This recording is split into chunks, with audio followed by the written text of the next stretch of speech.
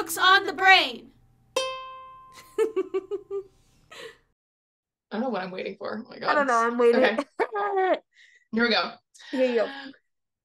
Welcome back to Books on the Brain, a podcast of books and nonsense. I'm Deirdre. I'm Danielle.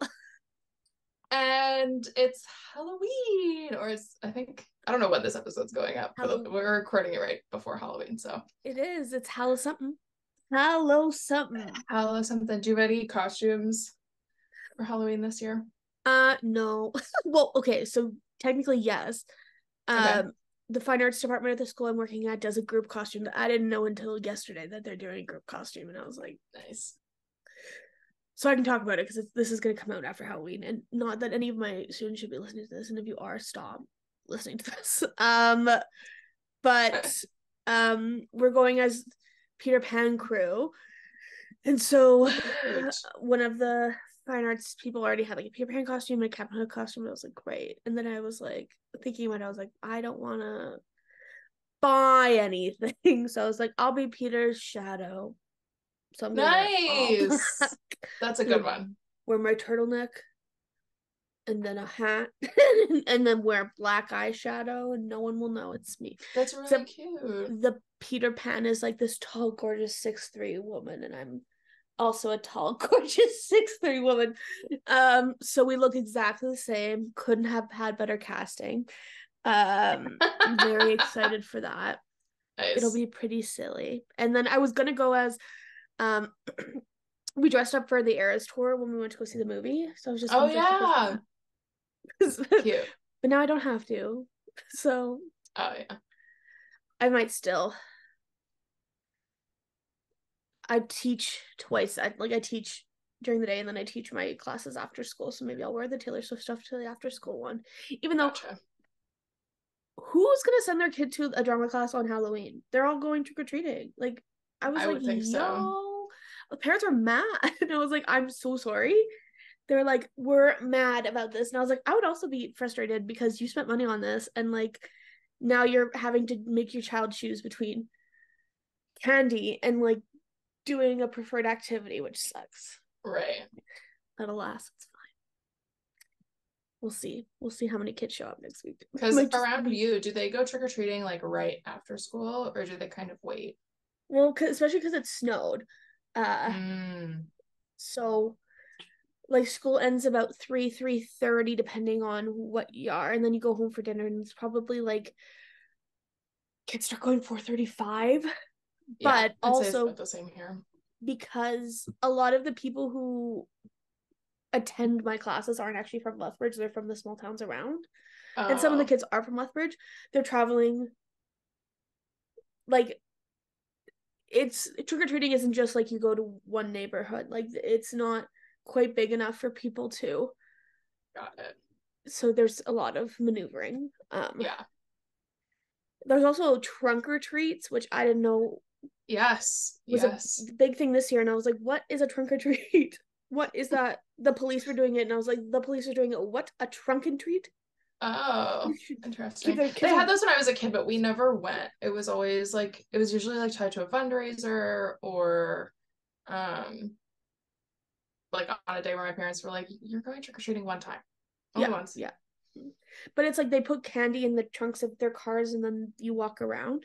Yeah. I think it's more popular in areas where it's not like neighborhoods. Like I grew up in a suburban neighborhood. There are a million houses. Like our route got expanded as we got older, kind of thing. But there was never a lack of candy around me. So I think for people that maybe don't have that or live in areas where like there aren't a lot of kids, so maybe people aren't anticipating getting candy, it's easier to take them to the trunk or treat. Fair. I just had literally never heard of a trunk or treat, and everyone was like, but you don't know. And I'm like, how would I know? How am I supposed to know about that? I definitely knew about them, but I hadn't seen as many until this year. I think they were pretty popular during COVID. Oh, I think it was the COVID alternative to stuff. Like I remember my parents, my mom got like a whole sign in 2020 and was like, we're so sorry, come back next year. Good for her. We're not putting out candy. No, not worth it. Not worth it. What about you? What are you being for Halloween? A little devil? I guess. This is from last year. I said today's episode is a little gnarly, so we'll start off with some fun. I have a pretty busy day on Halloween, so I just did not plan a costume. I remember last year on actual, or maybe the year before, on actual Halloween, I like did cute like spider or bat eyeliner, so I'll probably do that to go to work. Because we're just gonna be, it's a big storage day, gearing up for stuff to get shipped out to Vegas. So don't really feel like wearing real clothes. Yeah. So. Well, you could ship yourself to Vegas. Just put yourself in a little box. They'll never know. They'll never know. Boo. Tricks. Surprise. All tricks. Never treats. Never a treat. Never a treat. But yeah, last year I went as the Devil Wears Prada, which is why I have these devil horns. That's funny. Yeah. That's was one of my cleverer costumes that I've done. Do you remember our first Halloween together where we dressed up?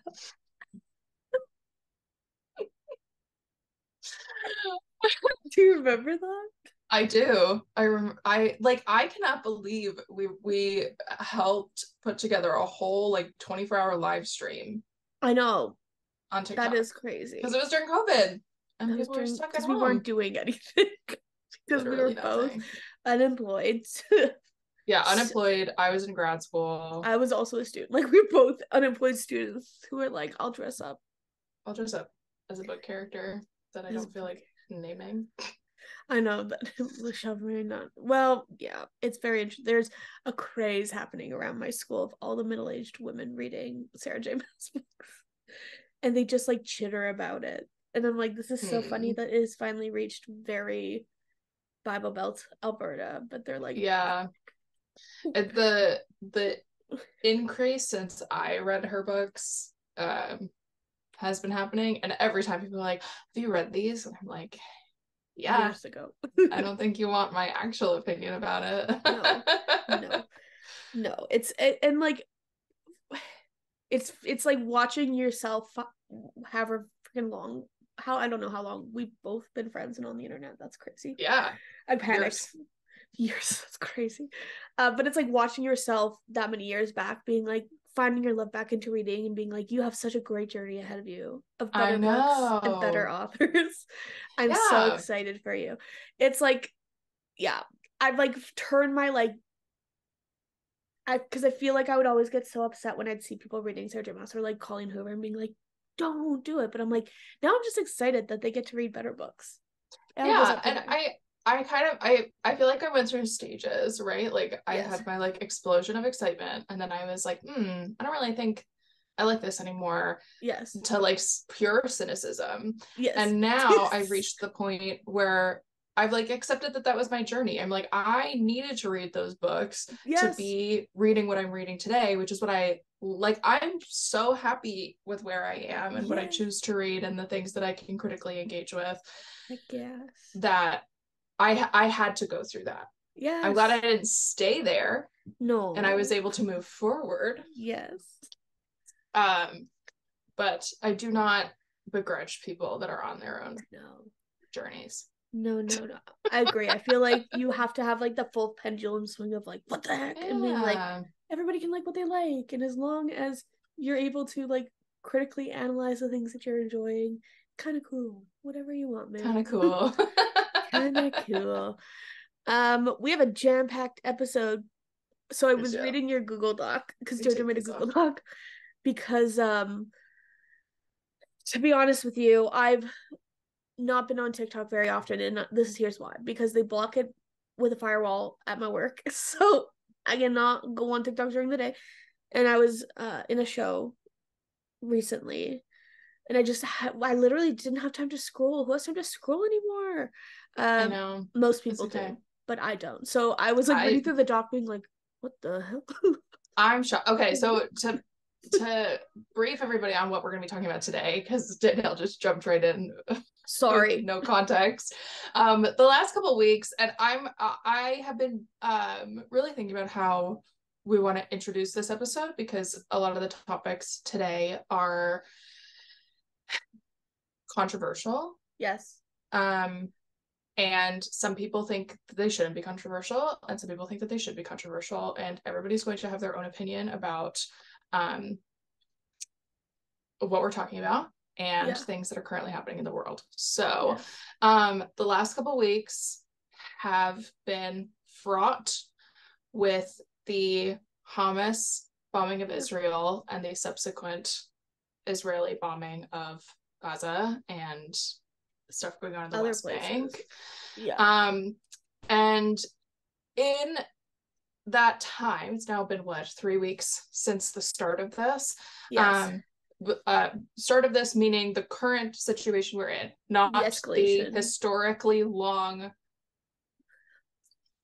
occupation that's been happening. And in that time, 3 big things have kind of happened in the publishing world that are slightly related, not related, and directly related. So we thought we would do this episode to kind of talk about these 3 things in our own way.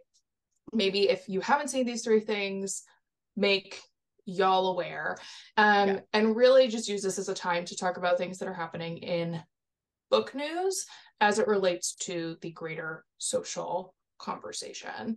I don't want to speak for Danielle. I am Free Palestine. I really hope it goes without saying that I do not come at that in any sort of anti-Semitic way. That is just my belief. And if this conversation is going to be hard for listeners today, we understand. But we do think that with the platform that we have, it is important to have these kinds of conversations while we still also have fun on this podcast. So sorry that was really long.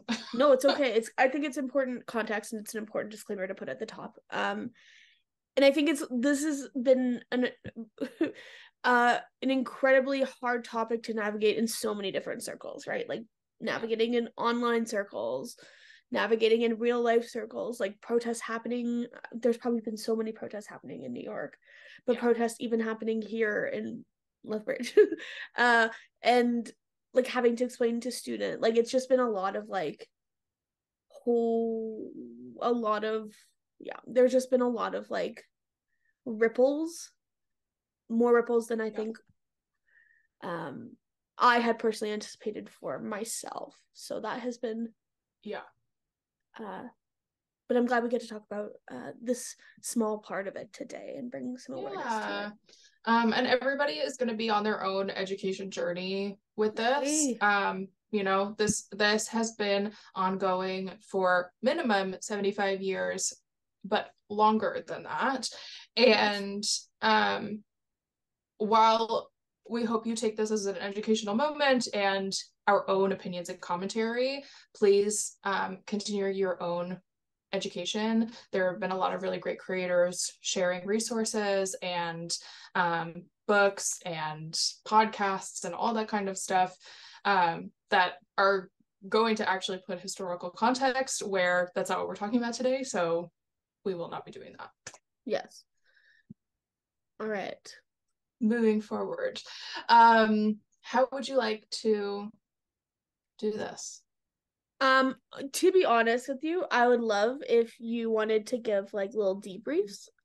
Cool. And then I can pop in because honestly, I don't feel like I know enough to speak frankly on the subject. Cool. Alrighty, so there's 3 things we're going to be talking about in this episode, and I put them sort of in chronological order as they've happened throughout the month. So the first thing that happened was on October 10th.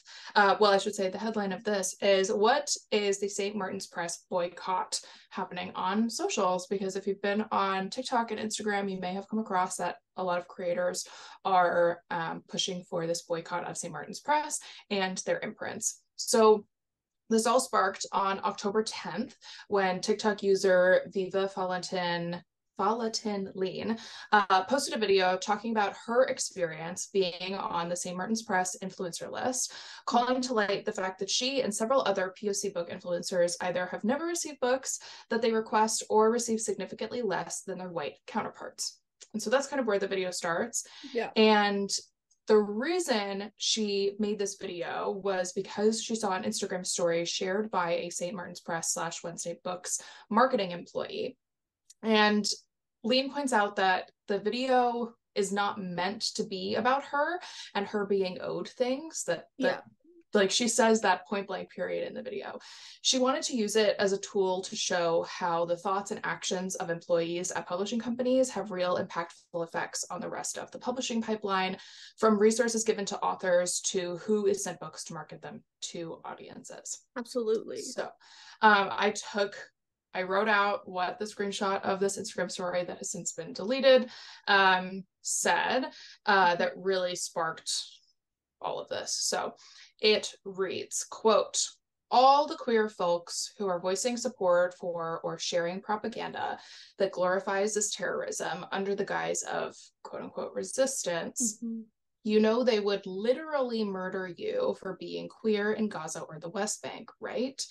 Like, that is a fact, and it has happened recently, but none of you spoke up because it doesn't mesh with the false narrative you've allowed yourself to believe. Go ahead and look up Ahmad Abu Murkaya. I'm sorry if I'm saying that wrong. If Hamas were to succeed, which they absolutely fucking will not a single queer person in Swana would be safe.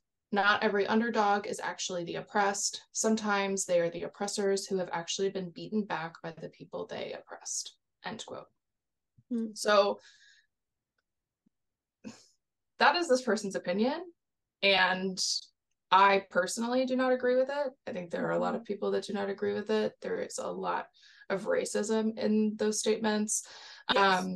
For anybody that is living in the United States, we also have queer people living here that are being targeted by our government. So we have it in Canada too. Like it's the same everywhere. There many countries are targeting queer folks. So there were other stories that were also sharing their feelings that people were brainwashed and standing with the side of terrorists. And Lean points out that this is likely not the only person who is racist in publishing, but they are someone who has been very loud and platforming their opinions. Yes. So St. Martin's Press is a publishing group under Macmillan, whose imprints include Minotaur Books, Wednesday Books, St. Martin's Essentials, Castle Point Books, and St. Martin's Griffin. So Lean herself, along with other influencers, sent emails to the St. Martin's Press VP of Marketing expressing concern and dismay over the public statements shared by their fellow employee, and they direct correlations to influencers they work with who have never received books through the influencer program. Because I do think it is safe to assume that if you are emailing this person because they are on campaigns and people of color are not receiving those books, and then you go to their Instagram story and you see stuff like this, I think we can all do 2 + 2 math. Yeah. So Lean has shared the emails she has sent. They're available in some resource links. I don't think they're super publicly available because I'm pretty sure she shared them on her TikTok stories, which expire. Yeah.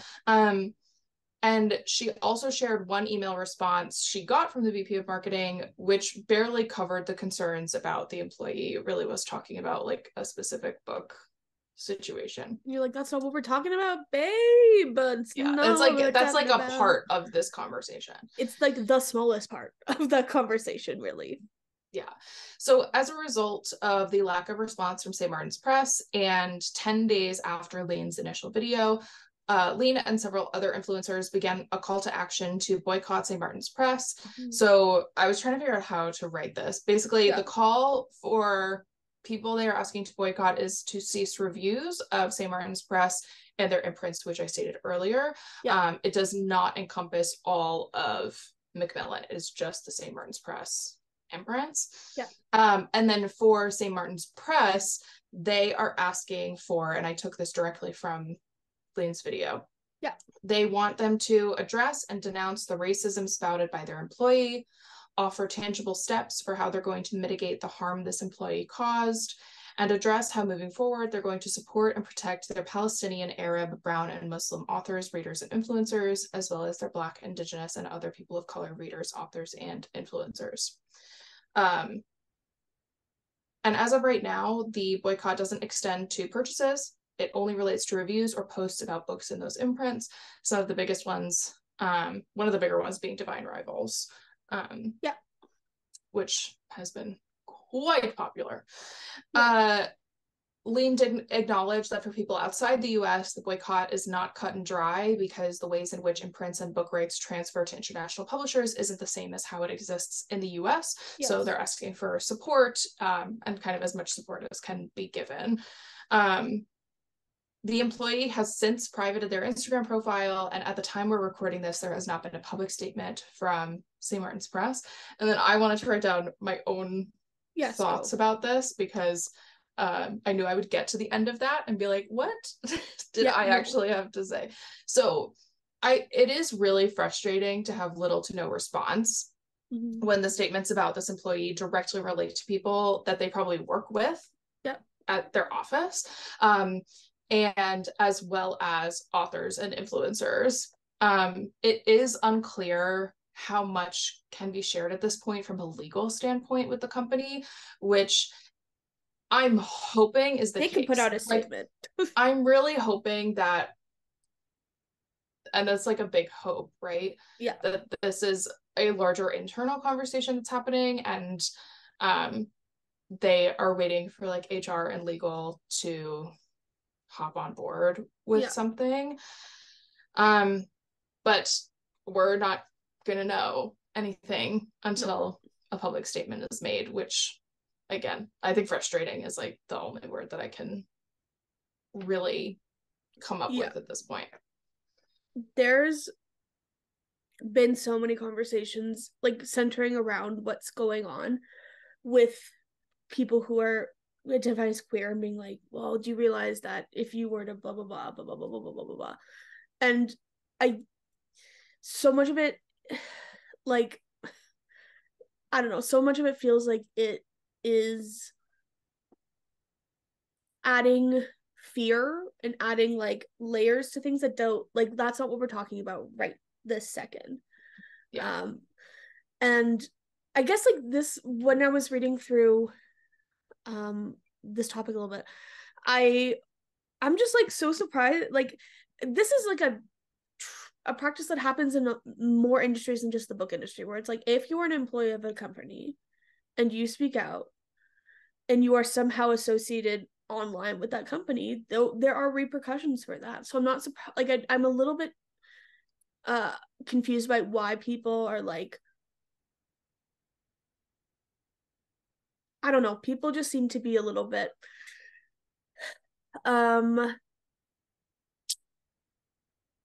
they're like, the I guess it's this whole free speech thing, which I get, but I'm also like, you're representing a company at this point. Even if you're on your personal Instagram, whatever. Even if you're not, like, if you are, and especially it's those little things where it adds up to, like, when POC people are not receiving the books that they're asking for, like, it's all these things that slowly are slotting together, and you're like, oh man, there seems to be a bigger problem happening. And I feel like in 2023, the age that we are, internal matters, if so much of this has been happening on public platforms, can no longer stay internal. We need that transparency. You know, like, it does, like, I hope there are internal things happening, but also there needs to be some kind of external proof, explanation, something, because so much of what we do in the book industry, in our lives in general, is on public platforms. So we need to see that, I think, for anyone to like want to work with this company again. Yeah, and I like, where this gets really dicey is this is directly related to thoughts about Israel and Palestine. And something I have learned recently is in the US, there are 38 states that have legislation that you cannot speak out negatively against Israel. Which is crazy, dude. And this person is quite clearly pro-Israel in the things they are sharing. Yes. And the way in which they are so that is to the detriment and racist beliefs against Palestinian people. Absolutely. And I like, that's where I really have my own personal mind fuck with all of this. Yeah. And yeah, I don't know. And this is when it really comes down to when people say that like publishing isn't political or books aren't political. They are. They absolutely are. Because these things, these opinions have real consequences. Absolutely. Like, because it calls into question everything that employee had any say in, right? And I think you said that before. Like, it calls into question any of those decisions. And what's even worse is, like, we know just by being people in the world that there's things going on that we don't see, and that there's worse things happening, where it's like, this was just the one thing that we happened as the public to catch and to see and notice. And yeah, if I don't know, it's just so much of it, like, yeah, it's tough. It's hard for me to talk about because, like, I have students whose families are directly involved in what's going on and are like, so like it gets tough, but also it's like infuriatingly like just, this is about so much. This is just about not letting oppressors oppress, you know? Yeah. Which seems to be a controversial idea and topic, which I am a little I'm not surprised, actually. I'm just disappointed. Like what you said, I'm not surprised, I'm just disappointed. So that is the very brief review of the St. Martin's Press boycott. So if you want to support, you can go check out, Lean was the only creator I wrote down, but there are several other creators that are involved in this and posting about it. Yep. And if you want to support, then just don't make public reviews or any content relating to St. Martin's Press and print books. Many words. Okay, so moving into the next section. So and everything happened within literally 3 days of each other. It was like everything just imploded. So on October 13th, the greater public received a statement from Scholastic announcing a new policy for its book fairs. Now, I'm curious, did you ever have Scholastic book fairs? Oh, yes. Growing up? Absolutely. Okay, great. Like, I wasn't sure if this was a Canada thing. What's even more interesting was that they were just here in Lethbridge doing their fairs at all the schools. So I was like, okay. Interesting. They're still happening. Yes, they're still happening. Excuse me. You're welcome. So I don't know why I said you're welcome. So the statement is about a choice to segregate diverse books from the rest of the fair. And I'm going to read the whole statement. So it's here on the podcast. It's going to be linked. So check the links if you want to read it. So here it is. Yeah. Scholastic provides diverse titles to every book fair. There have been a number of misconceptions that we want to clarify about how we have created a path to host Scholastic book fairs, even as schools and educators in the U.S. navigate restrictions imposed on them by state legislation and local policy. Yeah. The biggest misconception is that Scholastic book fairs is putting all diverse titles into one optional case. This is not true in any school, in any location we serve. There is now enacted or pending legislation in more than 30 U.S. states prohibiting certain kinds of books from being in schools, mostly LGBTQIA+ titles and books that engage with the presence of racism in our country. Because Scholastic book fairs are invited into schools where books can be purchased by kids on their own, these laws create an almost impossible dilemma back away from these titles or risk making teachers, librarians, and volunteers vulnerable to being fired, sued, or prosecuted. Mm-hmm. To continue offering these books, as well as even more high-interest titles, we created an additional collection called Share Every Story, Celebrate Every Voice for our U.S. elementary school fairs.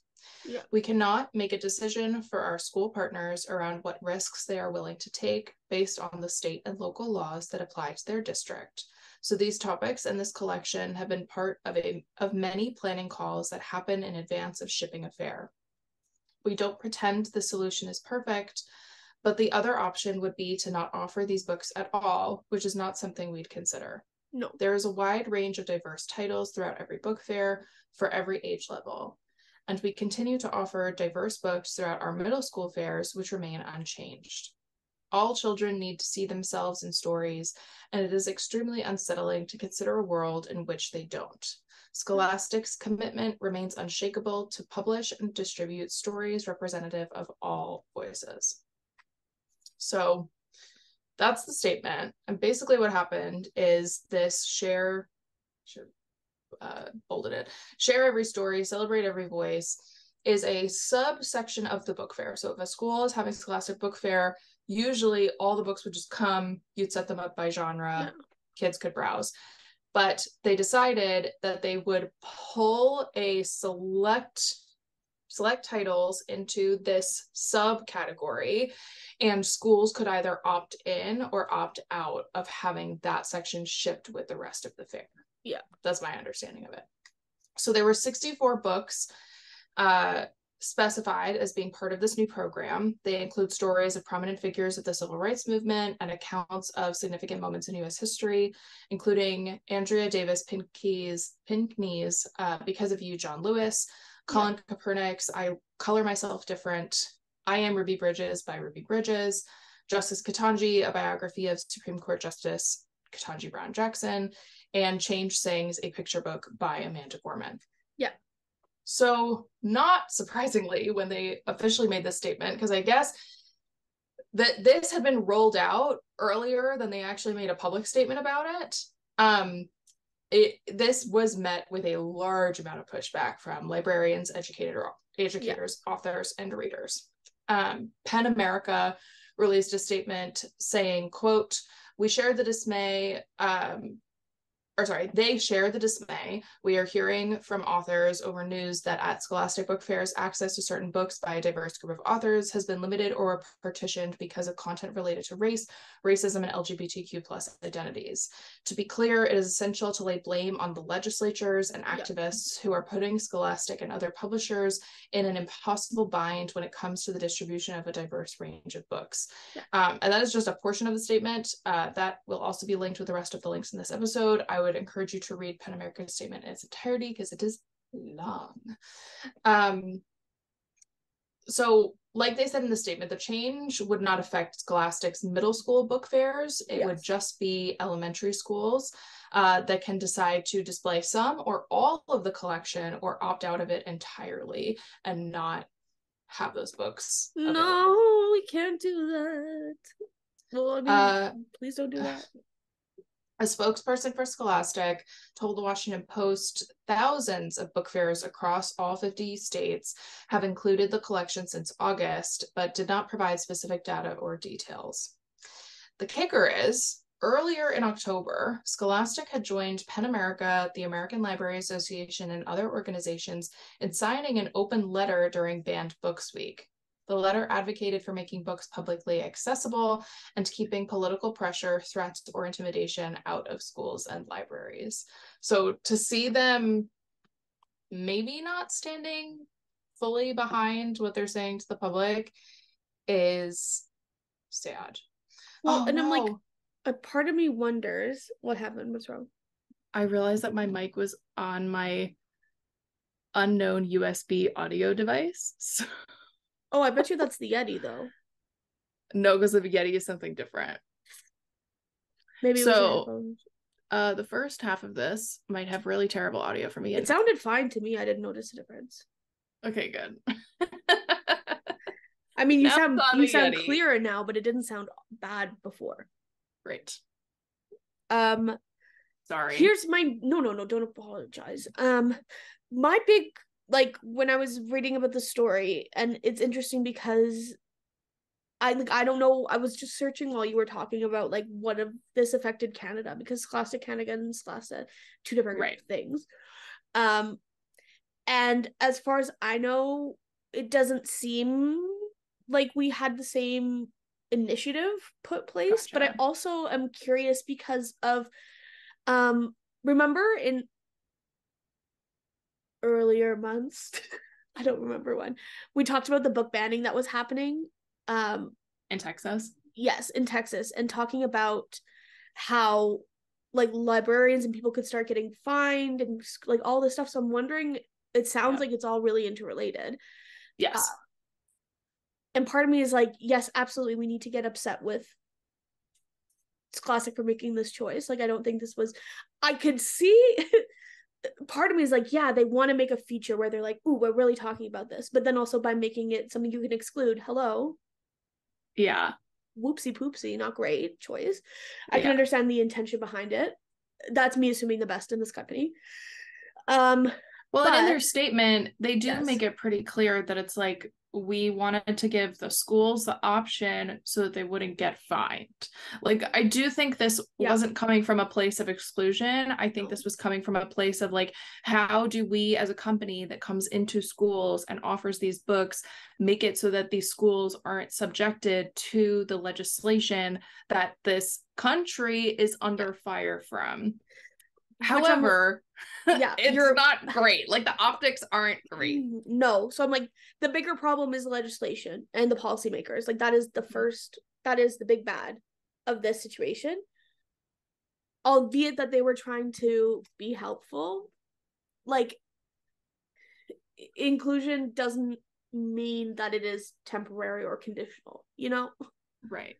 Inclusivity, diversity isn't conditional. It's interesting. I was just looking at the Canadian, because I was like, oh, this is, because I haven't heard rumblings, but I also was placed in a high school, so I'm like, it affects us less than like an elementary school.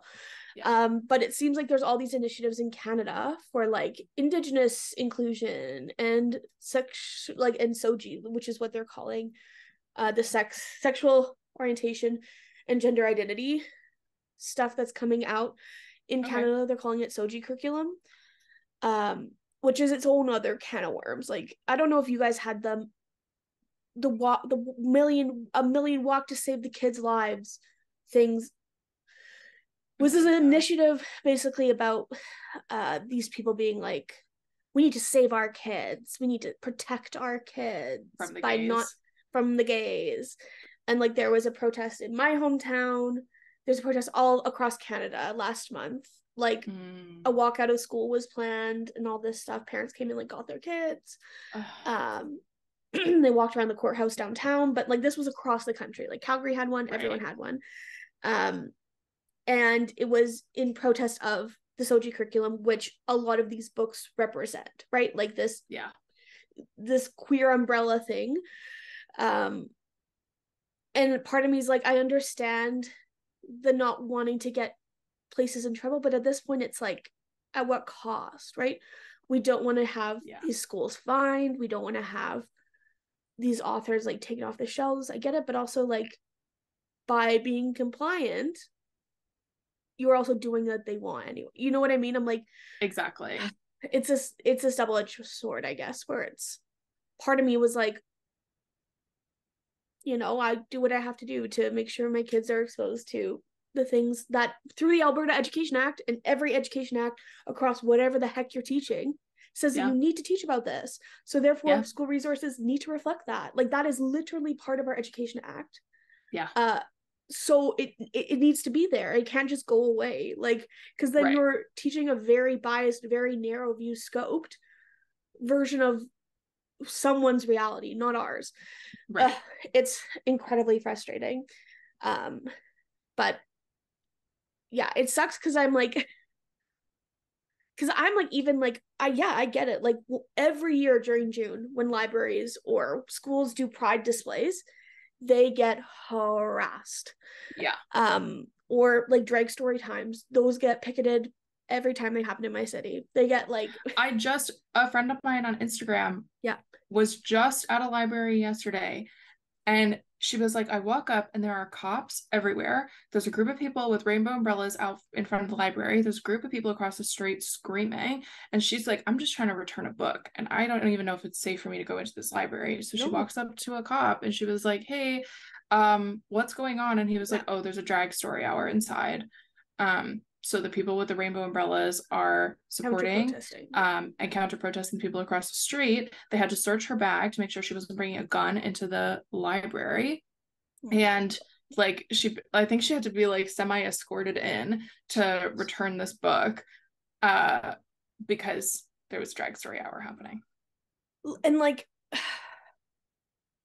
it feels like when you like zoom out and you look at the bird's eye view of this, you can see how interconnected all of this is, right? Like this doesn't just happen out of the blue. This is all so heavily ingrained in some kind of systemic oppression happening in our like institutional power systems. And it is so frustrating when people are like, it's not that deep. It is that deep. It is that deep. It is that deep. It is that deep. This is one of my passion topics. And it's one of yours too. I know it is. But yeah. And because I was also looking at some of the books, like one of the books that was banned was Frizzy, was by Claribel Ortega. Yeah. So she, like, I got an arc of that book because I was like, I have curly hair, please let me read it.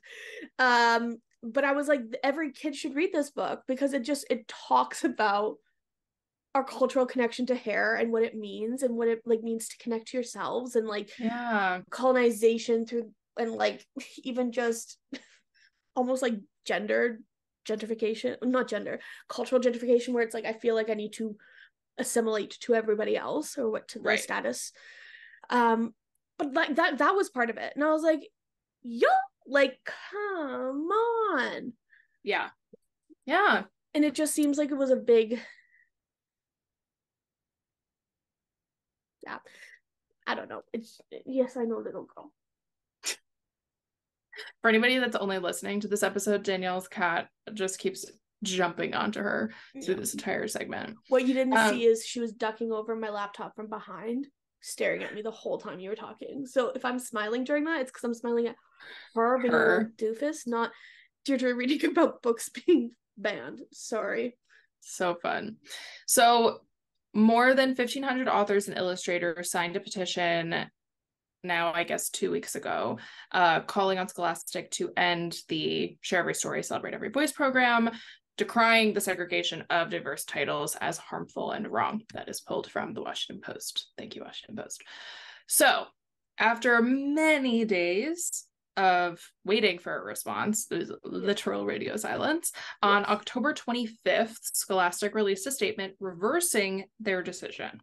So this new statement reads, quote, "This fall, we made changes in our U.S. elementary school fairs out of concern for our book fair hosts. In doing this, we offered a collection of books to supplement the diverse collection of titles already available at the Scholastic Book Fair. We understand now that the separate nature of the collection has caused confusion and feelings of exclusion. We are working across Scholastic to find a better way. The Share Every Story, Celebrate Every Voice collection will not be offered with our next season in January. As we reconsider how to make our book fairs available to all kids, we will keep in mind the needs of our educators facing local content restrictions and the children we serve. It is unsettling that the current divisive landscape in the U.S. is creating an environment that could deny any child access to books, or that teachers could be penalized for creating access to all stories for their students.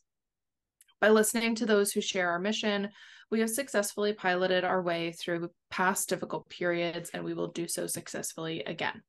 In a statement from a spokesperson, they said the company now understands that separating the collection, quote, has caused confusion and feelings of exclusion, and that the company was searching for a more inclusive way forward, which basically is what they said in the statement.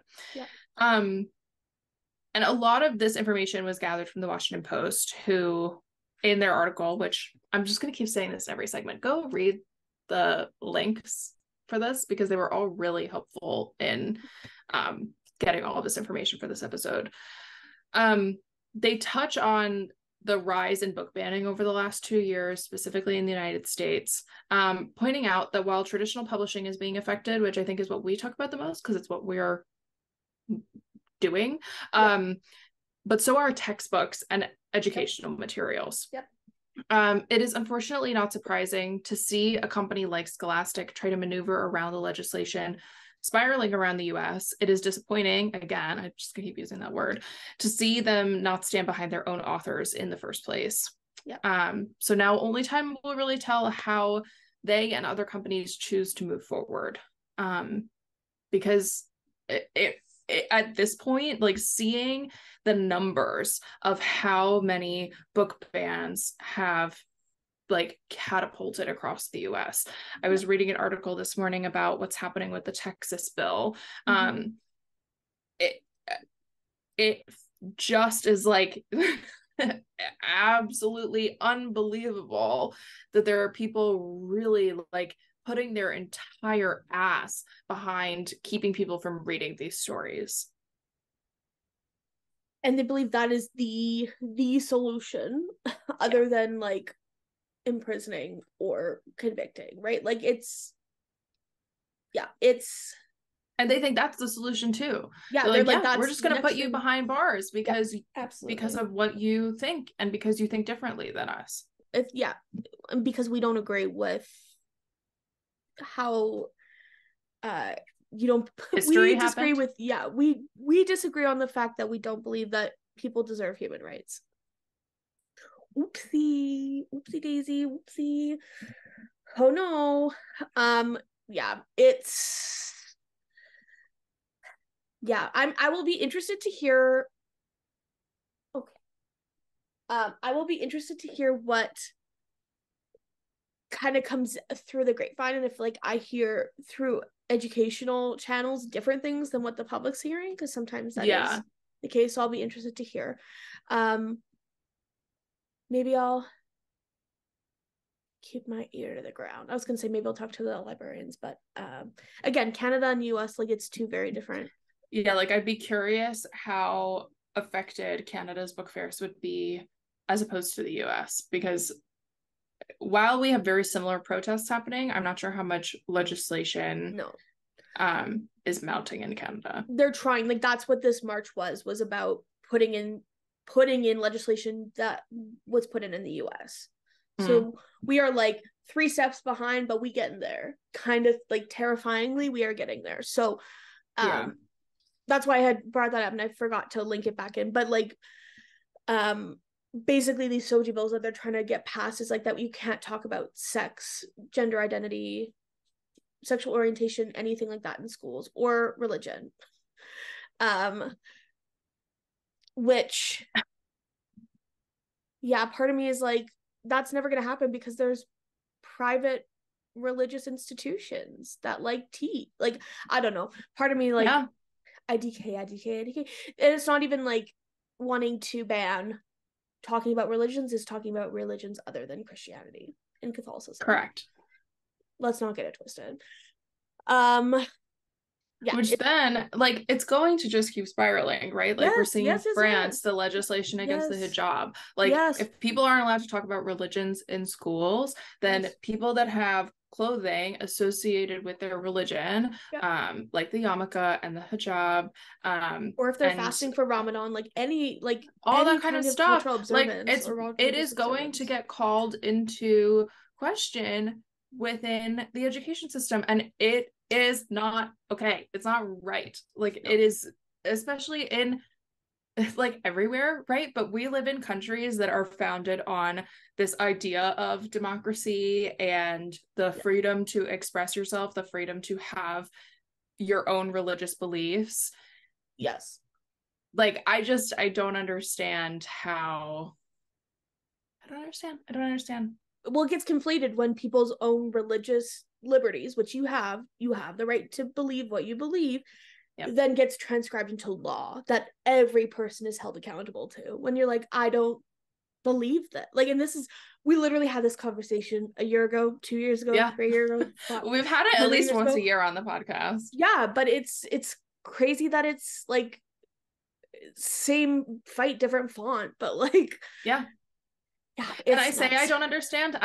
This is like the basis of my master's thesis. So unfortunately, I like actually deeply understand specifically the historical context. Like this is not new. This is not something that is just happening in our century. This is hundreds of thousands of years of ideas being passed down through society, which is a topic for another day.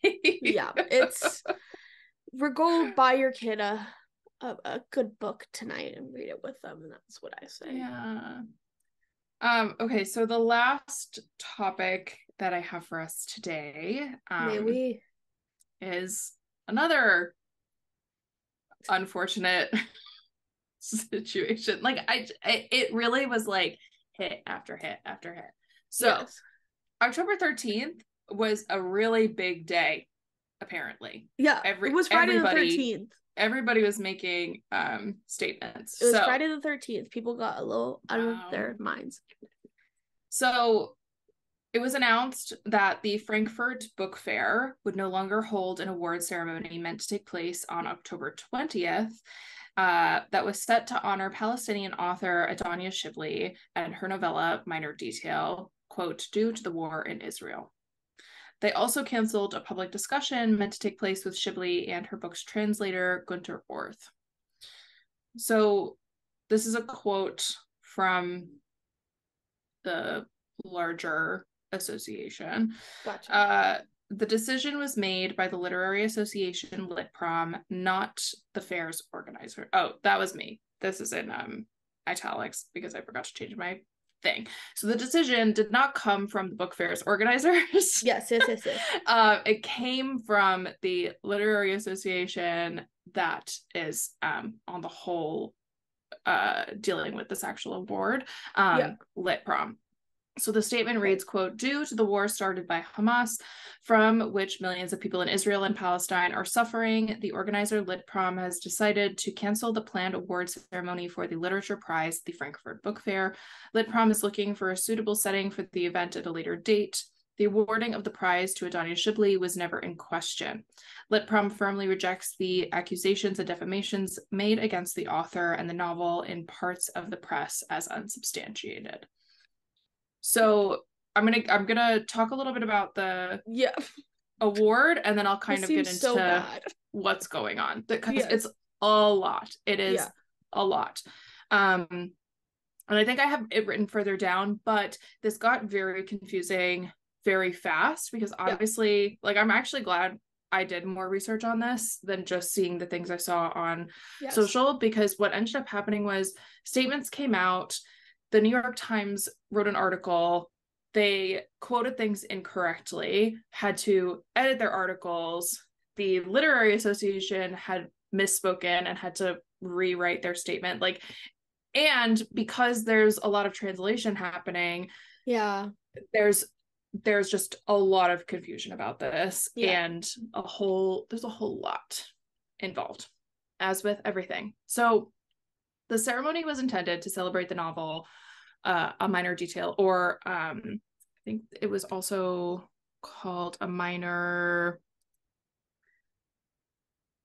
something else with the German translation, but the English translation is A Minor Detail, or Minor Detail, because it won the 2023 Literaturpreis, a German literature prize awarded annually, and I believe it is specifically to women authors from Africa, Asia, Latin America, or the Arab world, and it's presented at the Frankfurt Book Fair, which is one of the largest global publishing gatherings. So the choice to award Shibli was challenged in advance of the current eruption in Palestine and Israel, when a member of the jury publicly walked away from the selection earlier this summer. The jury's choice to award Shibli said, quote, The Palestinian author Adania Shibli creates a formally and linguistically rigorously composed work of art that tells of the power of borders and what violent conflicts do to and with people. With great alertness, she directs her gaze to the small details, the trivialities that allow us to glimpse the old wounds and scars that lie behind the surface. And the jury also recognized the excellent translation by Günter Orth. Mm-hmm. So the book was originally published in 2017. Then it was translated to English in 2020-2021 when it was longlisted for the Booker Prize. Yeah. And in 2022, the German translation was published, which is the version that was awarded this prize. Yeah. So over 1,000 authors, editors, people in publishing, signed an open letter expressing dismay that the award ceremony was being delayed. Shibli's UK publisher, Jacques Testard of Fitzcarraldo, writes in the letter, I believe it comes from the letter. These articles that I was reading were very confusing. Yeah. So he said, quote, "One of the purposes of literature is to encourage understanding and dialogue between cultures. At a time of such horrific violence and heartbreak, the world's biggest book fair has a duty to champion literary voices from Palestine and Israel. We stand in solidarity with Adania Shibli and her German publishers, Berenberg Verlag." And I just want to make sure, yes, I do believe Jacques. I don't want to misgender Jacques. Yes. So the New York Times, when they initially published the article, they said that a joint statement was made, and that's not true. This decision came exclusively from Litprom, which has been rectified. Yeah. We are recording this on October 28th, and as of now, there has not been further public statement about what will happen moving forward. And the larger discussion, which I wish was more talked about in these articles and by Litprom, but again, because of the current social climate, makes it very difficult, is that the accusations and defamations that they were talking about is that there were several people that wrote articles believing that what Shibli wrote is anti-Semitic, because it is coming from the perspective of a Palestinian person. It is about two Palestinian women and what they are subjected to at the hands of Israeli soldiers and the Israeli occupation. Yes. So yes, they're like that is the crux of what is happening right now, is that there are people that believe that anything written or talked about that paints Israel as an oppressor is anti-Semitic. Or in a critical lens is anti-Semitic. Yes. When it's some of it is. Some things are anti-Semitic, but just the nature of being critical of Israel and specifically Hamas and all of the oppressors, I don't know if you can call it anti-Semitic. I think that is, again, we're not what we're talking about. No. And because of the nature of this book, there were, before this whole thing happened over the summer when she got her award, and when the decision was being made, there were people opposed to this. And then obviously October 13th was the week that all of this erupted. There were some more articles published saying, like, look at the Frankfurt Book Fair, look at what they're doing. They are standing with this Palestinian person. And so obviously they're getting pushback from the greater public, because why wouldn't you stand with this author if you believe that they deserve an award?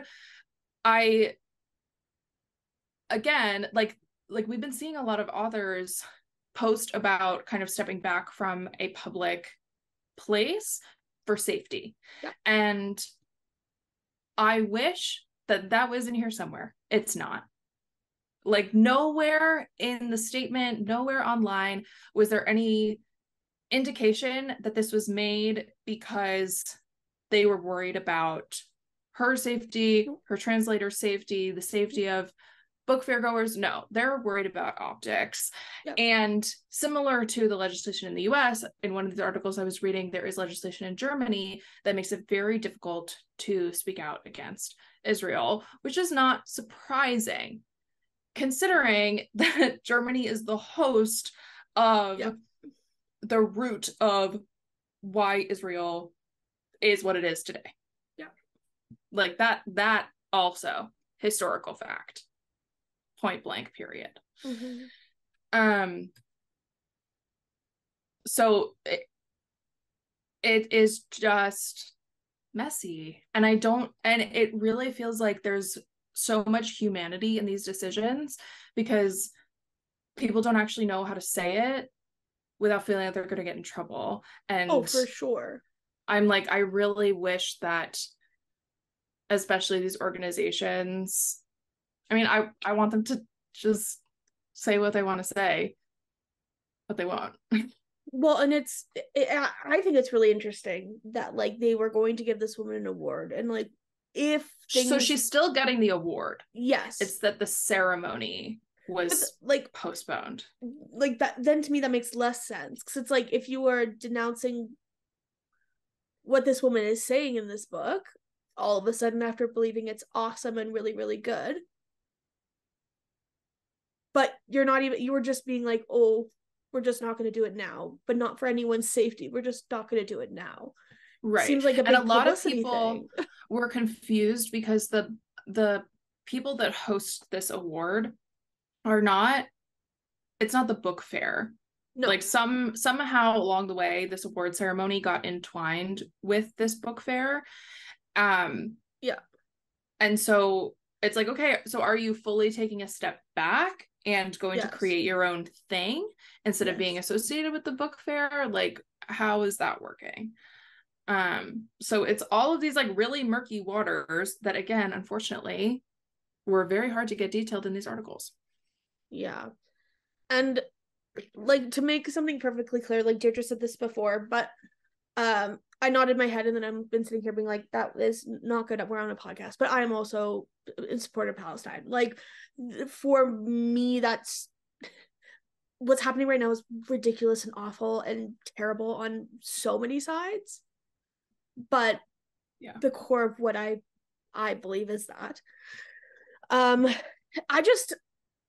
How cool would it be in this moment for this woman to get this award? While like, and not only cool, like maybe cool is not the right word, but potentially like inspiring for someone having the bravery to speak about what is happening to them, their own life story, for someone to be like, ooh, not even like we're not going to do it, but like we'll just do it later, feels like ouch. Like I don't know, that also feels like but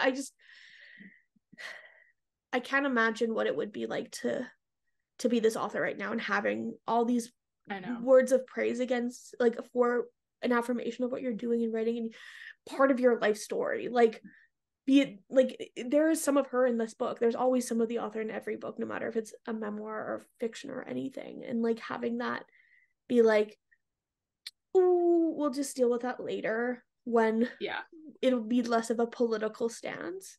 Yeah. And it's never not gonna be. I don't know. Like, it might as well do it now. Exactly. And I read it because when the announcement came out, I was like, duh, I'm gonna read it. Yes. Like, come on. Yes. And thankfully Libro FM and Tantor Audio teamed up to make it available for free. I don't know if it's still the audiobook. I don't know if it's still free. It was a week and a half ago. And so I listened to it. It is short. I saw one TikTok say the book is 69 pages. The audiobook was like 2 to 3 hours. Easy. It is quick. And it is so visceral. Like, it was one of those books where I was reading it and I just was like uncomfortable. I was like, and you just have to sit in it because, especially as an outsider, right? Like, I don't have ties to Palestine personally. And the nebulous is something that I am learning about as I go. And it just like buries into my soul, and I'm like, I feel like paralyzed when faced with it, and that's how this book made me feel. It's about these two, I think I said it briefly, it's about these two Palestinian women, one in 1949 and then one 25-ish years later. And the way it's written, the title is perfect, Minor Detail, because their lives feel like the minor detail. And it's all about like all the things that are happening in a daily basis and how they connect across time. And it's more people need to read it. Like, it's really something to have this author be able to put so much emotion and thought and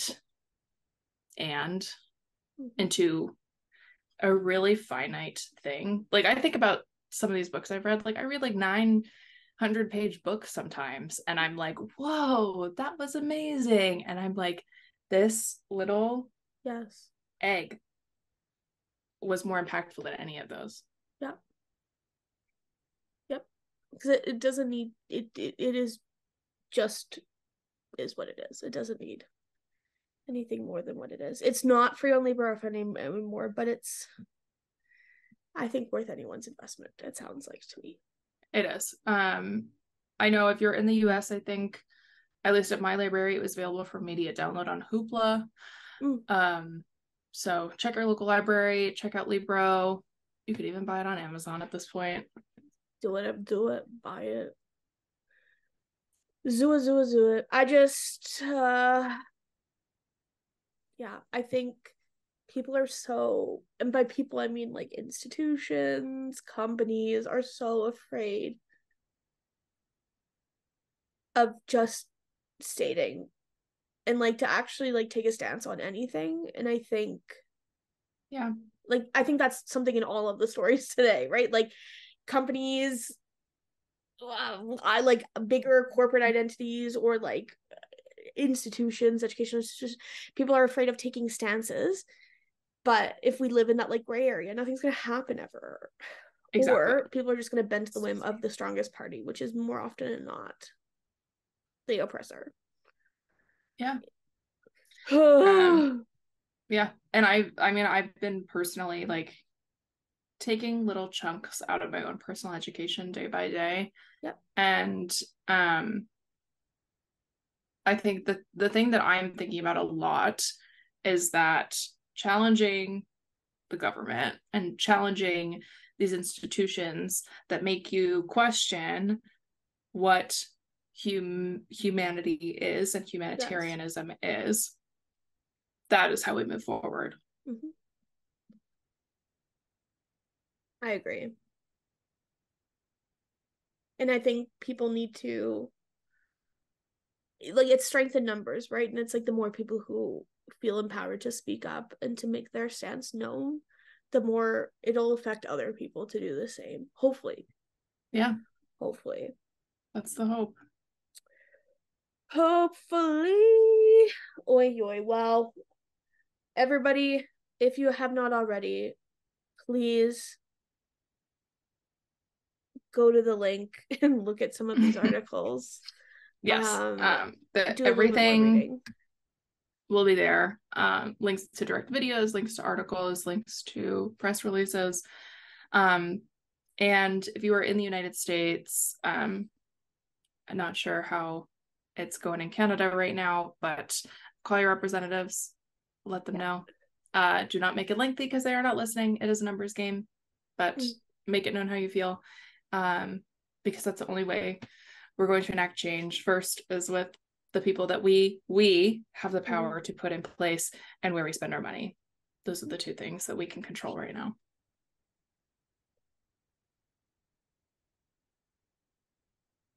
Should we talk about some books? I guess so. I don't really want to. But I know this is a hefty episode.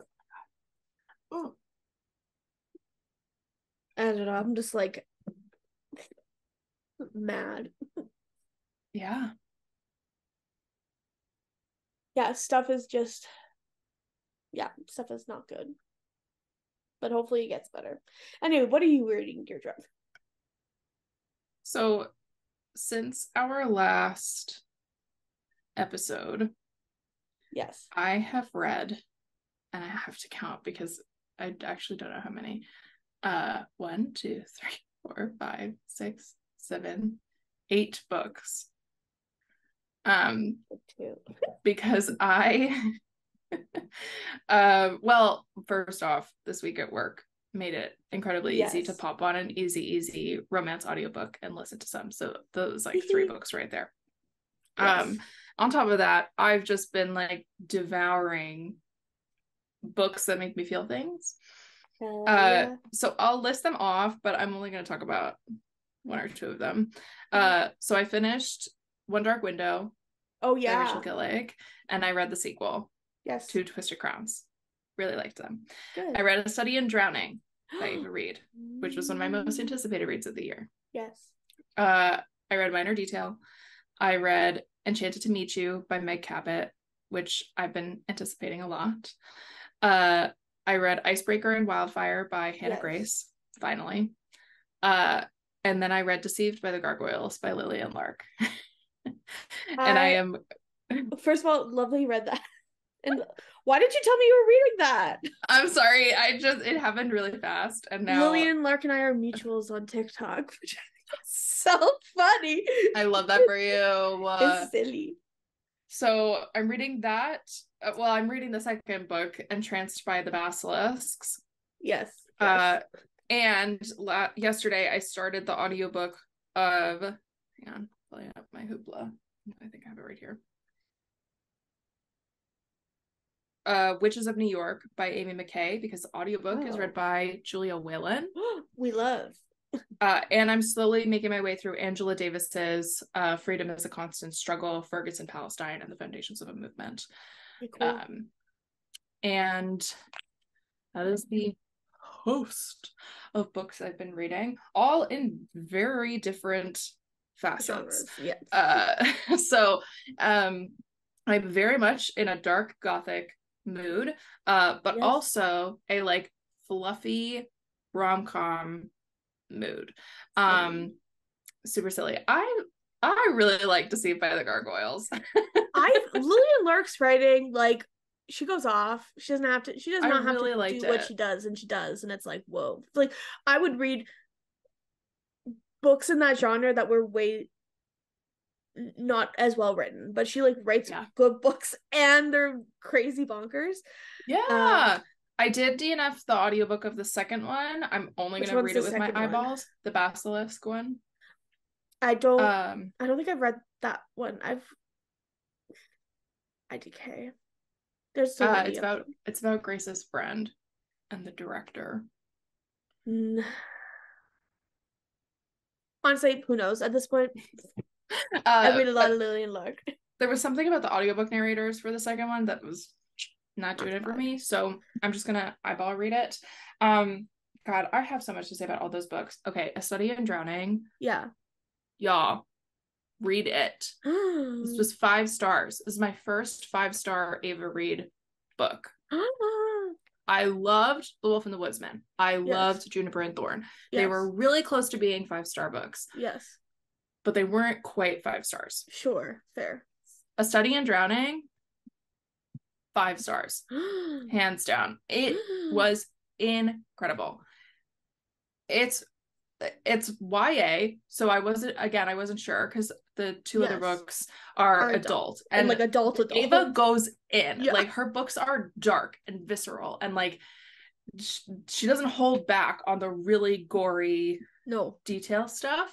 So I wasn't sure how that was going to translate to this book. And I think because it's dark academia, it lends itself to darkness in a different way. And she did it. She excelled. It was magnifique. It was wonderful. It's about a girl who is accepted into the architecture department at a college, even though she had the scores to get into the literature college, but the literature college does not accept women. And she is not doing well in school. There's something going on with one of the department heads. And she feels very uncomfortable with him. Something happened in the past. People are talking, like, you kind of get the idea early on, and then they talk about it more later. And her favorite author has passed away recently, so she wants to start doing more research and writing about him, and she goes to the library, and somebody has taken out every piece of media about this man. She can't get access to it because it's with this other person. She then sees that they're looking for an architect to come to that writer's house and do some work on it, because there is this thing called the drowning happening in that area of the country, and they want to like shore up the house before the drowning happens. And so she applies and she gets it, and everybody's kind of like, you're a first year architecture student, why would they hire you? And she's like, I gotta get out of here, I need to leave. So I have a job now, bye losers. She goes and it's this super creepy house. The son of her favorite author is in charge of the project, and at the same time there's this other academic person from the same college in the literature side doing research on the author. Turns out it's the person that took out all the media she was trying to get from the library. Okay. And there's a lot of coincidences. There's a lot of what's the word? Lore about this place. And oh, there goes my light. That's okay. All of the things of this world. And that particular part of the country. There's like wars happening over other countries and different belief systems and stuff like that. So all of that is packed in there, and it's really, really wonderful. I'm trying to think if there's any other books that I really feel like divulging on. I really liked Icebreaker and Wildfire. They were cute. They're fun. Icebreaker, I just think I like it, and I ended up Simon Schuster sent me a physical copy of it, which was very kind. I just think it's too long. It is too long. For what it is, it's too long. It just needed to be edited down. And mind you, when they did traditionally publish it, I think they did edit it down. I have not read the traditionally published one. I read the KU one, which was like 600 so I think they cut actually a bit from this. So but it's fun. Come on, it's like it's like what you want, you know? Sorry, I'm trying to see if I can give myself some light here. But yeah, I like Hannah Grace as an author. I haven't read Wildfire yet because it is not on KU. I have to pay for it, so I want to go get the physical copy if I'm gonna buy it. Yeah, I listened to the audio of both of them because Libra FM had Wildfire available this month. Interesting. My critique for it is that I did not like the male narrator in Wildfire. I do have it downloaded. Never mind. Because he made some characterization changes to Russ and Henry in the way he vocalized them that the previous narrators hadn't done. So I had this idea of him in my head, and then because it was a different narrator coming in with a different perspective, I don't know if he just didn't listen to the first book, but I just felt like the characters sounded totally different than in the first book, which was a little disappointing. And then there was this one this is one of those things that I'm like, I probably would have caught, but because I follow a lot of audiobook narrators who talk about this kind of thing online, there's a character introduced in the second book who is from England. And when the female narrator narrates her lines, she does it with a British accent. And then at one point, the male narrator had a line of hers straight up American accent, didn't even try to inflect it, and I was like, my guy, what is going on? And it just felt like there was some sort of disconnect happening. He did not listen to any of her writing. He read his scenes only and said, That's good enough. But like didn't even process the words he was reading. Nope. So because I'm like just reading because Hannah is English. Like I think she's from Manchester. Oh, too. Really? Yeah, you were saying that and I was looking over at the blurb. I'm like, brother. So that was funny. Funny. Yeah, so I read I have a lot to say about all the books I read, and I read too many. That's okay. Well, on the opposite side of the spectrum, I read 2 and I only want to talk about 1. So nice. Yeah, I'm still reading that book. So we had to cut out a book from last episode. I'll just talk about it. I won't say what the book was, but we cut out a book from last episode that I'm currently reading, and I'm still just as far as in of that book, not very far. But I did read and finish King of Greed, which is the 3rd book in the King of Sing series by Anna Huang. It's her spin-off of those are one and done book reads. Like I will start them and finish them, which is like perfect for me right now. Yeah. It's a second chance romance-ish. It's a married couple who get a divorce and then who knows if they get back together. They do. But it's interesting. It's about all of these like friends who are part of this like elusive exclusive club, boys club thing. And this is Dominic, who he was like raised really in a bad way, was a foster kid for a long time, and then has worked his way up to be this like multimillionaire. And he met Alessandra, who is the female protagonist, when he was in university, and she was his tutor because he had dyslexia. I mean, he has dyslexia, so she helped him pass a class, and then they started dating and they fall in love. And he like, what's nice about the book is it shows their earlier relationship through flashbacks. You see, things are like they get divorced like in the first little bit of the book, but then you get to see it was I think it was crafted really well, because I've read books that do the jump back in time and spend a lot of time in the past that I'm like, boring, but I thought this one was well done. Nice. And I would just say the ending was really rushed.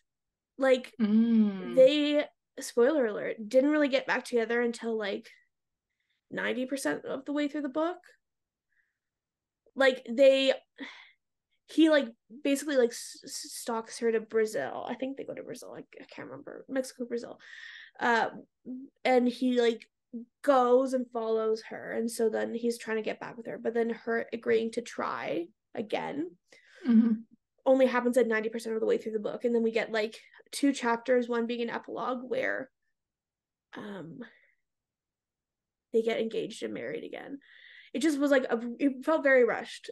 And like Anna Huang books, I feel like if anything are not rushed, oftentimes I'm like, girl, you gotta go a little faster.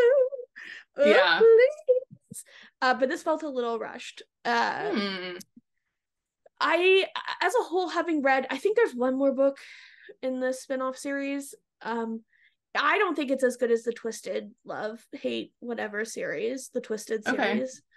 I think those books for me are stronger because this world is all like mob bosses and billionaires and people doing shady dealings, which I think is fine. It just feels a little bit like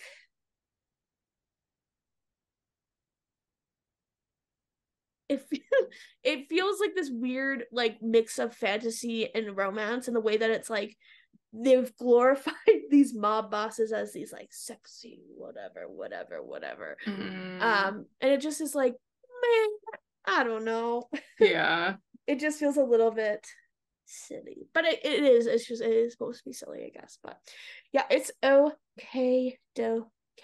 Yeah, and the other one I read, I think I gave it 4 stars actually. It was fine. It's not doing super well on Goodreads though. It's at a 3.87 with 18,000 ratings. No, that is not great. Came out but it came out recently. It came out on the 24th, which is kind of crazy that it has that many reviews that quickly. Yeah, that is kind of crazy. Title? I did. Did I not? I don't think so. King of Greed from the that one. Okay. Yes. No, the other book I'm reading. No, I can't. It was bad. I DNF'd it. I was like, and then I put in my. It was not good. No, I won't slander that poor. Although there's one listener of this podcast who I think must have my notifications like subscribed to on Goodreads, because every time I post that I've read a book, within 15 minutes this wonderful human being has liked the notification no matter what time it is. And I'm like, sometimes they're embarrassing. I'm like, oh, it's between you and me, babe. I love it. You and me, babe. That makes me laugh. Shout out to you. I won't out you, but shout out to you. I see you and I love you dearly. Oh my goodness. Well, I think we've reached the end of this episode. I know it was an emotional roller coaster. I'm sweating. For sure. Literally same. It's also summertime here in New York now. It's like it's gonna be 80 degrees. We have feet of snow and it's minus degrees. I had to turn the heat on in my apartment. You know I'm jealous. Like I had to sit in my class, and this is a tangent. We're literally finished the podcast, and here I am getting chatty. I was sitting in my classroom on our first like big snow dump of the year, and just watching all my kids in their first time winter driving ever look like they'd gone through like a big trauma. They're like, they walk into the classroom like, I just hit a curb, or they're like, I just slid out, and I'm like, yeah. Like I've never had students drive. Like that for me has been so weird. So they're like, I almost got hit this morning, and I'm like, I'm worried about myself driving. Now I'm worried about my kids driving. This is crazy. So anyway, that was like that put years on my life, watching these kids walk in and like shaking from the winter driving conditions. And I was like, yeah, poor kids. It's only gonna get worse. It's only gonna get worse. Hey. Anyway. It's okay. We hope you enjoyed this episode. If you did, please let us know. We are available on YouTube and where you can get all your podcasts through your ears. I almost said earballs. That makes no sense. I get it. Please be sure to rate, review, and subscribe, set up notifications, do all of the things. You can stay up to date with us on Instagram at Books on the Brain Pod. That's where you'll get all the newest information from us. You can also follow us on our own platforms. I'm at Deirdre Rose Morgan on Instagram, TikTok, and YouTube. I'm Danielle, doing a drum solo. I'm at DJ Books on TikTok, Instagram, and on Threads. I saw some of you followed me, like 2 of you, but I still love it. I love that. So thank you for listening. We will chat to you in the next one. Bye. Bye. I almost ended the call.